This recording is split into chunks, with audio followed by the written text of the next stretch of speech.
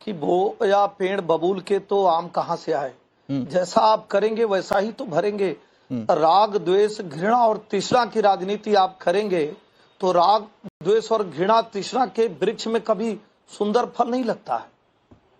दूसरा मैं कहूंगा कि जब परिवारवाद का आरोप लगाया जाता था तो चूंकि ये लोग रामचरितमानस को पढ़ते तो राम के नाम से ही दंगा फैलाने लगते थे, तो उस समय जानेंगे उन्होंने लिखा है सचिव वैद गुरु तीन जो प्रिय बोले भयहास राज धर्म धन तीन कर होई बेगही नाश।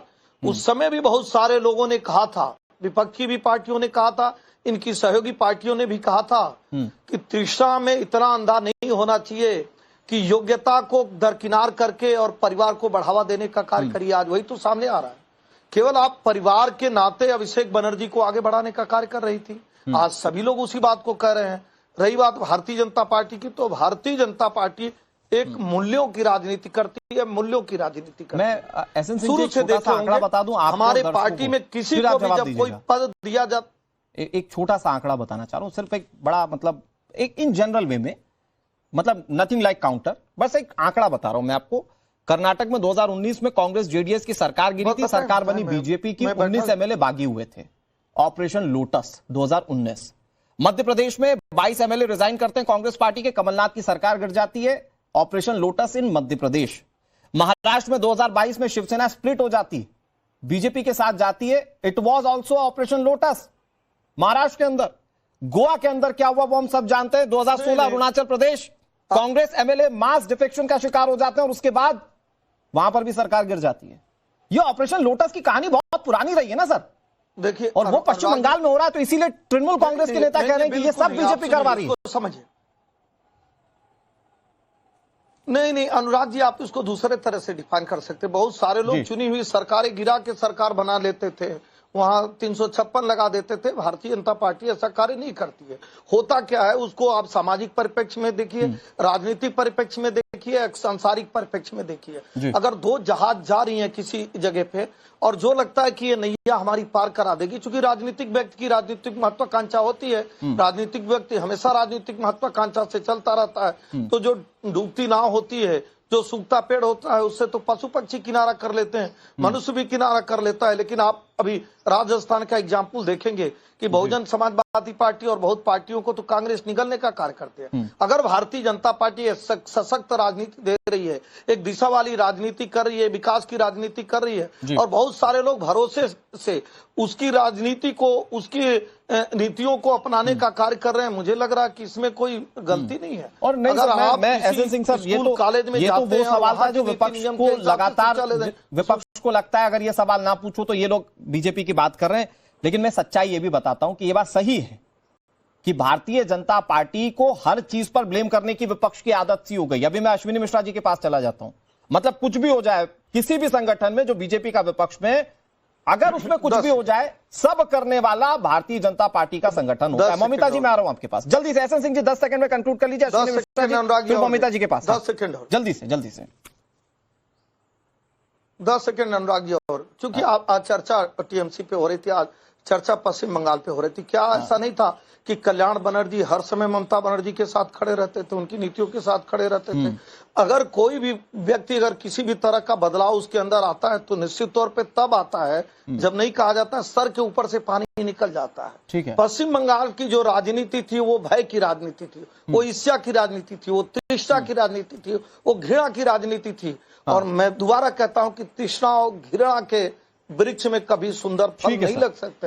आज ये परिणाम जो आ रहा है वो इस नाते आ रहा है कि ममता बनर्जी कभी सार्थक और सुंदर राजनीति की नहीं, इसलिए आप दूसरे लेकिन अश्विनी सर, अब आज तृणमूल कांग्रेस को लेकर कहा जा रहा है कि अगर वो बचेगी, जो बगावत की आंधी अगर उसको शांत कोई कर सकता है तो वो राहुल गांधी कर सकते हैं।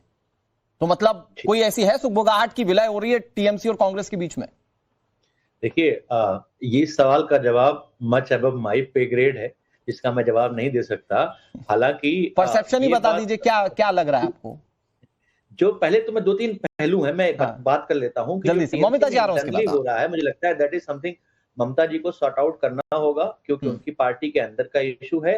हालांकि भारतीय जनता पार्टी का ये कह देना, जैसा कि अभी आपने उनको आईना दिखाया कि हमारा इसमें कोई रोल नहीं है, ये गलत है। जब ममता जी ने कांग्रेस से अलग हुई थी तो सबसे पहले जाकर के उन्होंने भारतीय जनता पार्टी के साथ ही सरकार में शामिल हुई थी और रेलवे मिनिस्टर बनी थी। तो शुरुआत वहां से हुई थी। अभी हमने देखा, आपने महाराष्ट्र का उदाहरण दिया, अजीत दादा, चक्की पीसिंग, 70,000 करोड़ घोटाला, और अजीत दादा सडनली जो है पार्टी तोड़ते हैं और जाकर के डिप्टी सीएम बन जाते हैं।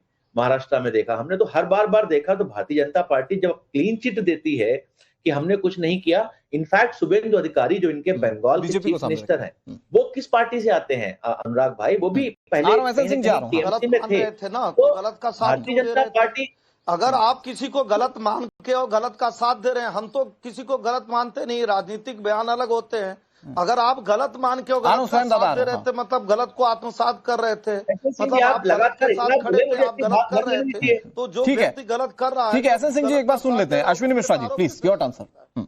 एसएन सिंह जी, आप किसी को गलत नहीं मानते, आपके लिए सिर्फ और सिर्फ एक राजनीतिक अपॉर्चुनिटी होती है जिसमें आप लोगों को बयानबाजी करते हैं। तो अगर आप गलत मानते तो आपके सम्राट चौधरी ने, नीतीश कुमार ने 10,000 मैं पूछ रहा हूँ, जाके सरकार में बैठ गए। तो आपकी बात सही है, आप किसी को गलत नहीं मानते, आप सिर्फ प्रेशर पॉलिटिक्स करते हैं और बाद में अपने वॉशिंग मशीन में डाल के धो करके। लेकिन अश्विनी जी सच्चाई तो ये भी है ना कि यही नेता जब आपकी पार्टी में रहते हैं तो ये सबसे अच्छे रहते हैं, लेकिन अगर वो किसी भी असंतोष से दूसरी पार्टी में चले जाएं तो फिर वो सबसे ज्यादा भ्रष्ट आपके लिए हो जाते हैं। मतलब आप खुद कल तक जिसको डिफेंड करते हैं, अगर वो आपका साथ छोड़ दें तो उससे बुरा कोई नेता नहीं है फिर।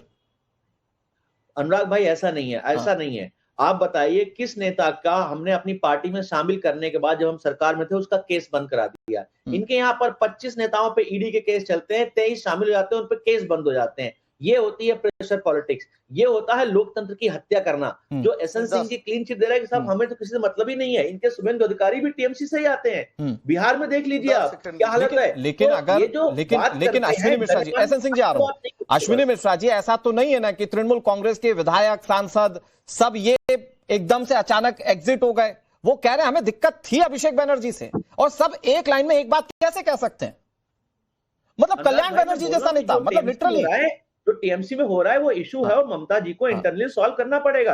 मैंने अपना स्टेटमेंट उसी से शुरू किया कि जो उनका मैटर है, इंटरनल मैटर है, उनको लेकिन ममिता जी बड़ा सिंपल सा रास्ता है ममता बनर्जी के लिए, either she choose a party, मतलब अपनी खड़ी हुई तृणमूल कांग्रेस को वो चुने या अपने भतीजे को चुने।